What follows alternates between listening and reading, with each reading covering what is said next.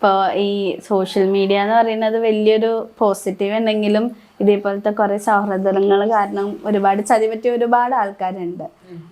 അപ്പോൾ അഭിനിക്ക് എന്താണ് ഇതിനെ പറ്റിയിട്ട് പറയാനുള്ളത്? ഇങ്ങനത്തെ ഇത്തരം സൗഹൃദങ്ങളും ഇത്തരം ആൾക്കാരെയും പറ്റിയിട്ട് ഇപ്പൊ ഈ ചേട്ടന്റെ ചേട്ടനോട് ഞാൻ ആദ്യമേ തന്നെ എന്റെ അഭിപ്രായം പറഞ്ഞിട്ടുണ്ടായിരുന്നു. കാരണം എന്ന് വെച്ച് കഴിഞ്ഞാല് അവന് റോങ് ആണെങ്കിൽ അവിടെ വെച്ചിട്ട് തന്നെ സ്റ്റോപ്പ് ചെയ്യേണ്ടതായിരുന്നു, അല്ലെങ്കിൽ ചേട്ടനോട് ആദ്യമേ തന്നെ സംസാരിക്കേണ്ടതായിരുന്നു. പിന്നെ അവന്റെ ഭീഷണിപ്പെടുത്തലോ പിന്നെ ഇങ്ങനെ ഇവര് നല്ല ഇതായിട്ട് പോയിരുന്ന ഒരു ഇതല്ലേ. അപ്പം ഇപ്പൊ സന എന്താ പറയുന്നത്, ഇങ്ങനെ ഇപ്പൊ നമുക്കിപ്പോ ഒരാൾ മെസ്സേജ് ചെയ്യുന്നു, ഇപ്പൊ കല്യാണം കഴിഞ്ഞ ഒരു പെണ്ണൊരു കുട്ടിയുള്ള ഒരാള്, ഭർത്താവും കുട്ടിയുള്ള ഒരാള് മോശം കമന്റ്സ് ഇടോ അങ്ങനെ എന്തെങ്കിലും ചെയ്യുമ്പോൾ നമുക്ക് ഭർത്താവിനോട് പറയാം, അല്ലെങ്കിൽ നല്ല സുഹൃത്തുക്കളോട് അത് ഷെയർ ചെയ്യാം. പിന്നെ എന്തോ എനിക്കറിയില്ല, ചിലപ്പോൾ ഈ പെൺബുദ്ധി എന്ന് പറയണതേ ചില പെണ്ണുങ്ങള് എടുത്ത് ചാട്ടക്കാരാണ്. അപ്പൊ തോന്നണാണ് അവർക്ക് ഈ അക്കരെ കാണാണ് അക്കരെ പച്ച ഇക്കരെ പച്ച എന്നുള്ള ഒരു തോന്നലാണ് ഇവർക്ക്. ഇപ്പൊ നമ്മൾ പല വിഷയങ്ങളും നമ്മൾ കാണുന്നുണ്ട്. ചിലവര് നീ കണ്ടിട്ടുണ്ടാവും, ഇപ്പൊ ഒരു ദിവസവും നമ്മൾ ഓരോ ആത്മഹത്യകളാണ് നമുക്ക് ന്യൂസായിട്ട് വരുന്നത്. ഈ സ്ത്രീകളെന്ന് പറഞ്ഞാൽ ഈ പൊട്ടിക്കാളികളാണ് സത്യത്തിൽ.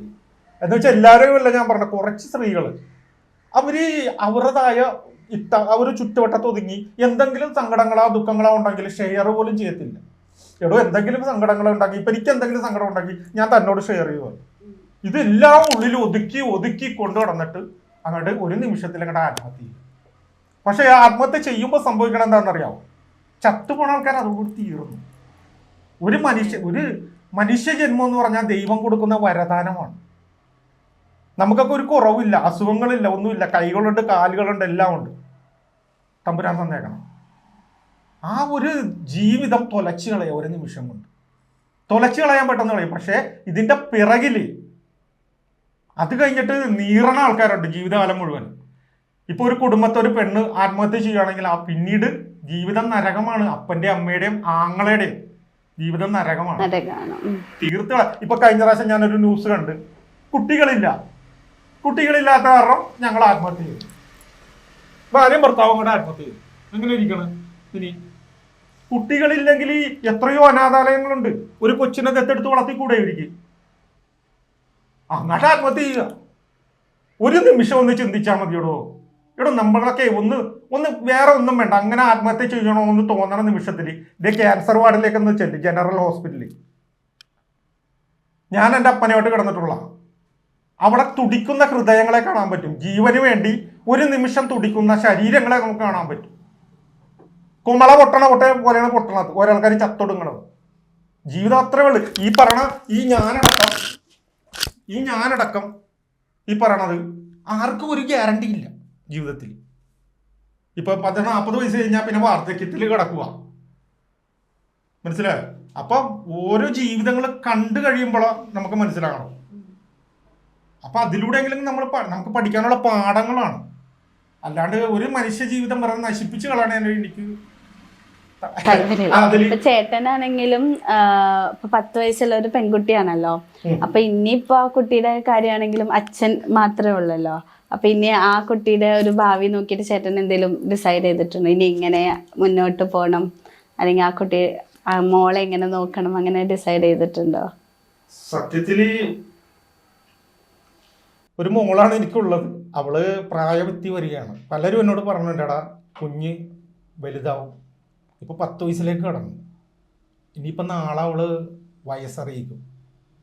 നാളെ വയസ്സറിയിക്കുമ്പോൾ അവൾക്ക് പ്രായപൂർത്തി എത്തിക്കൊണ്ടിരിക്കുന്നുണ്ട്. പക്ഷെ അവരമ്മയുടെ പരിചരണം അവൾക്ക് ആവശ്യമാണ്. സത്യമാണ്, ശരിയാണ് പറയണത്. എന്തെന്ന് വെച്ച് കഴിഞ്ഞാൽ കുഞ്ഞ് വലുതായി വന്നുകൊണ്ടിരിക്കുക. അപ്പോൾ എന്നോട് പല ആൾക്കാരും വിവാഹത്തിന് വേണ്ടി നിർബന്ധിക്കുന്നുണ്ട്, പല ആൾക്കാർ. പക്ഷെ എനിക്ക് വിവാഹം ഇപ്പം നമ്മൾ ആ കുഞ്ഞിൻ്റെ ഭാവിക്ക് വേണ്ടിയിട്ട് നമുക്ക് ചെയ്യേണ്ടി വരും. എന്തായാലും ഒരു ജീവിതം എന്താണ്, എൻ്റെ മോക്ക് തനിച്ചായി പോകരുത്. അവരുടെ വിദ്യാഭ്യാസം എങ്ങനെ മുന്നോട്ട് കൊണ്ടുപോകണം എന്നുള്ള ശരിക്കും ഞാനൊരു ഒറ്റപ്പെട്ടു പോയൊരവസ്ഥയിൽ തന്നെയാണ് ഇപ്പോൾ. എന്ന് വെച്ച് കഴിഞ്ഞാൽ വേറെ ആരും ഹെൽപ്പ് ചെയ്യാനില്ലാത്തൊരവസ്ഥയാണ് ഇപ്പം. എനിക്ക് കുറച്ച് ബാധ്യതകളുണ്ട് നിലവിൽ. ഇപ്പോൾ ഒരു ബാങ്കിൽ കുറച്ച് ബാധ്യതയൊക്കെ നിൽപ്പുണ്ട്. അങ്ങനെ അതിൻ്റെ കുറച്ച് വിഷയങ്ങളുണ്ട്. സത്യത്തിൽ ഈ ഒരു വിഷയവുമായിട്ട് ബന്ധപ്പെട്ടിട്ട് ഞാൻ യൂസഫ് അലി സാറിനെ കാണാനായിട്ട് ഞാൻ ഒരുപാട് ആഗ്രഹിച്ചൊരു വ്യക്തിയാണ്. യൂസഫ് അലി സാറിനെ കാണാൻ ട്രിവാൻഡ്രത്ത് ഞാൻ പോയിട്ട് കാണാൻ പറ്റിയില്ല. പക്ഷേ യൂസഫ് ഭായിക്ക് എൻ്റെ ഒരു വിഷയത്തിൽ ഇടപെട്ട് കഴിഞ്ഞാൽ എന്നെ ഫ്രീ ആക്കി എടുക്കാൻ പറ്റും എന്ന ഒരു വിശ്വാസം എനിക്കുണ്ട്. ഇപ്പോൾ ബോച്ചയ്ക്ക് തന്നെയാണെങ്കിലും ബോച്ച ചാരിറ്റബിൾ ട്രസ്റ്റിലേക്ക് എൻ്റെ വിഷയം ഞാൻ അയച്ചിട്ടുണ്ട്, കുമ്പളങ്ങിക്കാരൻ്റെ വിഷയം. ഇപ്പം ഈ വിഷയത്തിൽ ഒന്ന് ഇടപെട്ട് കഴിഞ്ഞാൽ ഈ വിഷയത്തിൽ ഇപ്പം കുഞ്ഞിൻ്റെ ഭാവി സുരക്ഷിതമാക്കണം, കുഞ്ഞിനുള്ള വിദ്യാഭ്യാസ കാര്യങ്ങൾ. പിന്നെ ഈ പറയണ പോലെ ഒരു വിവാഹം അത് ആരും ഇതുവരെയായിട്ടും നമ്മുടെ ലൈഫിലേക്ക് അങ്ങനെ കടന്നു വന്നിട്ടില്ല. പിന്നെ ഇപ്പം നമ്മൾ യാത്രകളല്ലേ ഇടും. ആ കുഞ്ഞിനെ നമ്മൾ ഒരു അമ്മേനെ കൊടുക്കുമ്പോൾ അതുപോലത്തെ ഒരു സ്ത്രീ ആയിരിക്കണം. അല്ല, ജീവിതം നമ്മൾ കൊടുക്കണം. നമ്മൾ പറഞ്ഞില്ലേ, നമ്മൾ തനിച്ചായി പോണു ചിലപ്പോഴൊക്കെ. നമ്മൾ പറഞ്ഞ എന്തൊക്കെ തന്നെ നമുക്ക് സന്തോഷങ്ങൾ ഉണ്ടായാലും ഒരു നിമിഷം നമ്മൾ ഒറ്റപ്പെട്ടിരിക്കണ ഒരു സമയമുണ്ട്. അപ്പം നമുക്കൊരു ഏകാന്തത നമുക്ക് കടന്നു വരും. പിന്നെ കൂടുതലും ഞാൻ എഴുതുന്നുണ്ട് കാര്യങ്ങൾ. ഇപ്പം ഞാനിതൊരു മൂവി ആക്കാൻ വേണ്ടിയിട്ട് ഞാനിത് എഴുതി തുടങ്ങിയിട്ടുണ്ട്. ഇത് കുമ്പളങ്ങിക്കാരൻ്റെ കുമ്പസാരം എന്നും പറഞ്ഞ എൻ്റെ കഥ ഞാൻ എഴുതി തുടങ്ങിയിട്ടുണ്ട്. അപ്പോൾ അത്രയൊക്കെ അങ്ങനെ പോകുന്നു. ഇപ്പം എനിക്ക് മെയിനായിട്ട് ഇപ്പം എനിക്ക് സിനിമയിലെ ആക്റ്റീവ് ആണെന്നാണ് ഈ കുമ്പളങ്ങിക്കാരൻ നിൽക്കണത്. അപ്പോൾ വില്ലൻ കഥാപാത്രങ്ങളാണ് കൂടുതലും ചെയ്യണത്. ഇത് കണ്ട ഈ മുട്ട കണ്ട, ഈ മുട്ട കഥാപാത്രമൊക്കെ തട്ടിയാലായിട്ട് കയറിയാൽ നമ്മൾ വേറെ ലെവല. അപ്പോൾ ഇപ്പം ഞാൻ മാർക്കോ എന്ന മൂവിക്ക് ഞാൻ സപ്പോർട്ട് ചെയ്തിട്ടുണ്ട്. ഞാനൊരു റിവ്യൂ ഒക്കെ വന്ന് പണി എന്ന മൂവിയിൽ ഞാനങ്ങനെ നല്ല സിനിമകളൊക്കെ ഞാൻ റിവ്യൂ പറയാറുണ്ട് കൂടുതൽ. അപ്പോൾ എനിക്കൊരു ആഗ്രഹം എന്ന് വെച്ച് കഴിഞ്ഞാൽ ഇപ്പം മാർക്കോ 2 വരികയാണെങ്കിൽ ഈ കുമ്പളങ്ങിക്കാരനൊരു ഭാഗമായി മാറുന്നൊരു ആഗ്രഹമുണ്ട്. പിന്നെ എന്തെങ്കിലും ഒരു സെലിബ്രിറ്റി എന്തെങ്കിലും ആയിക്കഴിഞ്ഞാൽ ആരെങ്കിലും നാളെ ഒരു ഉദ്ഘാടന ചടങ്ങ് വിളിച്ചാൽ ഞാൻ വരും. എനിക്ക് അങ്ങനെ വലിയ ഭാവമൊന്നും ഇല്ല. അതിപ്പോ ഒരു ബംഗാളി ചക്കൻ ഒരു മുറുക്കാങ്കട ഉദ്ഘാടനം ചെയ്യാൻ വിളിച്ചാലും ഞാൻ ചെല്ലും. എനിക്ക് അങ്ങനെ ഒന്നും ഇല്ലേ. ഈ പാവം കുമ്പളങ്ങിക്കാരൻ അങ്ങനത്തെ ഒരു മനുഷ്യനാണ്, അതുകൊണ്ടാ. അപ്പൊ ഇനി നിങ്ങൾ ഇപ്പൊ കല അല്ലെങ്കിൽ ഇപ്പൊ ബിനിയാണെങ്കിൽ സിനിമാറ്റേഴ്സ്, ഇപ്പൊ ചേട്ടനാണെങ്കിൽ ഒരുപാട് സിനിമയിലോട്ട് വരണമെന്ന് ആഗ്രഹം. അപ്പൊ നിങ്ങളുടെ എങ്ങനെ ഇനി ഫ്യൂച്ചറിൽ എന്തൊക്കെയാണ് നിങ്ങളുടെ പ്ലാൻസ്? ഇങ്ങനെ ഒരു കലാകാരൻ അല്ലെങ്കിൽ കലാകാരി എന്ന നിലയിൽ ഫ്യൂച്ചറിലൊരു പടം ചെയ്യാൻ ആഗ്രഹിക്കുന്നുണ്ട്. ഒരു സ്റ്റോറി എഴുതി വെച്ചിട്ടുണ്ടായിരുന്നു, ഒരു ക്രൈം ത്രില്ലർ. അതിന് വേണ്ടിയിട്ട് ഇങ്ങനെ സംസാരിച്ചുകൊണ്ടിരിക്കുന്നു. പിന്നെ ദൈവം സാധിച്ചാൽ നടക്കും. ഒരു ക്രൈം ത്രില്ലർ, എന്തുകൊണ്ട് ക്രൈം ത്രില്ലർ ചൂസ് ചെയ്യാൻ കാരണം? ക്രൈം ഹൊറർ ഭയങ്കര ഇഷ്ടമാണ്. ഞാൻ രാത്രിയൊക്കെ യൂട്യൂബിൽ ഇരുന്നാണ് അങ്ങനത്തെ ഫിലിമാണ് കൂടുതലും കാണുന്നത്. എനിക്ക് ഫാമിലി സബ്ജക്റ്റിനോട് അത്ര ഇതില്ല. കുറച്ചുകൂടി ഇൻവെസ്റ്റിഗേഷൻ അങ്ങനെയൊക്കെ എനിക്ക് ഭയങ്കര ഇഷ്ടമാണ്. അപ്പം എനിക്കങ്ങനെ എൻ്റെ മൈൻഡിൽ തോന്നിയത് ഇപ്പം 2 സബ്ജക്റ്റ് ഉണ്ട്. ഒന്നൊരു ലെസ്ബിയൻ്റെയും അതും ഒരു ക്രൈമൊക്കെ വരുന്നൊരു സംഭവമാണ്. പിന്നെ ഇതും പിന്നെ ഈ കുമ്പളങ്ങിക്കാരനെ സംബന്ധിച്ചിടത്തോളം എൻ്റെ ഒരു ആഗ്രഹം ഞാൻ പറയുക, സോഷ്യൽ മീഡിയയിൽ കുമ്പളങ്ങിക്കാരൻ എന്നുള്ള പോസ്റ്റുകൾ ഇട്ട് ഞാനിപ്പോൾ നിങ്ങളുടെ ദത്തുപുത്രൻ എന്നുള്ള ഒരു നാമത്തിലേക്ക് വന്നിട്ടുണ്ട്. നിങ്ങളുടെ പ്രിയമുള്ള ദത്തുപുത്രൻ കുമ്പളങ്ങിക്കാരൻ എന്നാണ് എൻ്റെ ഹെഡിങ് വന്നത്. പിന്നെ എന്തെങ്കിലും വാക്കുകളൊക്കെ ഉണ്ടാവും. പക്ഷെ എൻ്റെ ഒരു ആഗ്രഹം ഞാൻ പറഞ്ഞ ഈ ഒരു വർഷം എനിക്കൊന്ന് നിറഞ്ഞാടണം.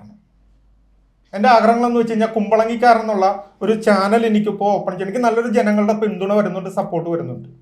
അപ്പോൾ ആ ചാനൽ നമ്മൾ ഓപ്പൺ ചെയ്യുക, അതിലേക്ക് വീഡിയോസുകൾ ഇട്ട് തുടങ്ങുക. കുമ്പളങ്ങിയിലെ വിശേഷങ്ങൾ, അവിടുത്തെ വിശേഷങ്ങൾ, ട്രാവലിങ്ങുകൾ, ആർട്ടിസ്റ്റുമാരുടെ ഗ്രൂപ്പിലുണ്ടാകുന്ന കാര്യങ്ങൾ, അങ്ങനെ ഒരുപാട് കാര്യങ്ങൾ. പിന്നെ അതുപോലെ തന്നെ എനിക്ക് സപ്പോർട്ട് ചെയ്തിട്ടുണ്ട്. ഇപ്പം മിനി വന്നിട്ടുണ്ട്. 12 പേരോളം അടങ്ങുന്ന ലേഡീസ് തന്നെയുണ്ട്, വാസ്തവിക അയ്യർ. അപ്പം അവരെയൊക്കെ നമ്മൾ ചേർത്ത് പിടിക്കുക. അതാണ് എൻ്റെ ആഗ്രഹം. മറ്റാരും ചിന്തിക്കാത്ത ഭാഗത്തിലുള്ള ഞാൻ അവരെ ചേർത്ത് പിടിച്ചിട്ട് നമ്മൾ ഒരു ഗാനരംഗങ്ങളിലാണെങ്കിൽ ഇപ്പം മിനീനെ ചേർത്ത് പിടിച്ചിട്ട് ഞാനും മിനിയും കൂടി ഒരു ഗാനരംഗം ചെയ്യുന്നു. ഒരു 6 പേരെങ്കിലും നമ്മൾ ചെയ്യുന്നു.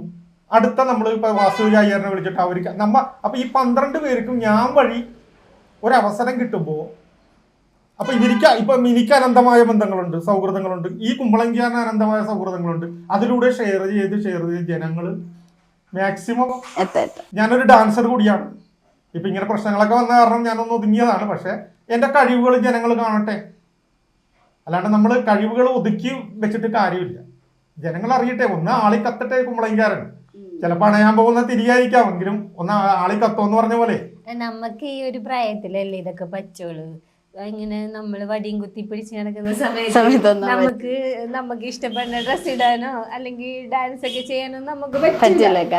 നമ്മളിപ്പോ ഇങ്ങനെ ഇരിക്കണം. നാളെ നമ്മള് ഭൂമിയിൽ ഉണ്ടാകുമെന്ന് തന്നെ അറിയത്തില്ല. ഉറങ്ങി എഴുന്നേറ്റ് വരുമ്പോ നമ്മൾ ഉണ്ടാവില്ല. സൈലന്റ് അറ്റാക്ക് കൊണ്ട് തീർന്നിട്ടിരിക്കുക ആൾക്കാർ. അല്ലെങ്കിൽ നമുക്ക് പിന്നെ ഒരു വശം തളർന്നു പല അസുഖങ്ങൾ വരാം, ഹാർട്ട് അറ്റാക്ക്, അങ്ങനെ പല അസുഖങ്ങളും വരാം. അപ്പൊ നമുക്ക് ഇപ്പൊ ആരോഗ്യമുള്ള സമയത്ത് നമ്മൾ ഇങ്ങനെ ചെയ്തു പോകുന്ന അത്രേ ഉള്ളൂ.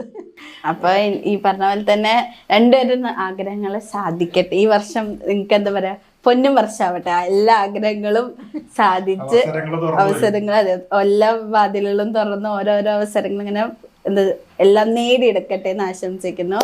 അപ്പൊ ഇത്രയും നേരം ഞങ്ങളുടെ ഒപ്പം ടൈം സ്പെൻഡ് ചെയ്യുന്നത് താങ്ക് യു സോ മച്ച്. എല്ലാ നിങ്ങളുടെ ആഗ്രഹങ്ങളും പ്രശ്നങ്ങളും എല്ലാം സോൾവ് ആയിട്ട് ആഗ്രഹങ്ങളൊക്കെ നേടിയിട്ട് നല്ലൊരു ഭാവി ഉണ്ടാവട്ടെ എന്ന് ആശംസിക്കുന്നു. Thank you so much. നന്ദി. പ്രിയമുള്ള സൗഹൃദങ്ങളെ, ഞങ്ങളെ ചേർത്ത് പിടിച്ചതിന് ഒരുപാട് നന്ദിയുണ്ട്.